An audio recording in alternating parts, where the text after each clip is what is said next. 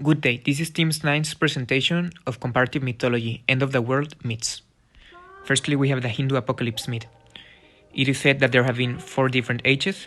The current one is the Kali Yuga, and it will end when the god Vishnu appears as a white horse and saves the good people, followed by a 100-year drought and a 100-year flood. Next, we have the Greek apocalypse myth, which also consists of an idea of different ages, 5 ages: the Golden Age, the Silver Age, the Bronze Age, the Age of Heroes, and the present one, the Iron Age. It is said that the Bronze Age ended by a great flood. Finally, we have the Christian apocalypse myth, which is said to happen after an announcement made by the 4 horsemen of the apocalypse. The first one has a white horse and represents conquest, the second one has a red horse and represents war, the third one has a black horse and represents famine, and the fourth one has a pale horse and represents death. It is said that after the announcement is made, Jesus Christ will have a fight with the Antichrist, called the Armageddon, in which Jesus Christ will be triumphant.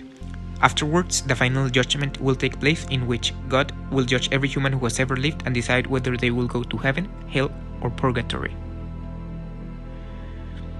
A similarity between the Hindu and Greek myths is the idea of cycles of different ages. And another similarity is the idea of the apocalypse being brought by a great flood, which is also a similarity with a very important Christian myth, the Noah's Ark.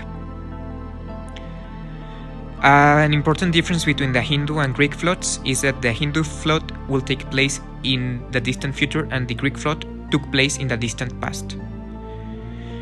Both the Hindu and Christian mythologies believe that at the end of times there will appear a white horse. This white horse may represent both purity and bestiality.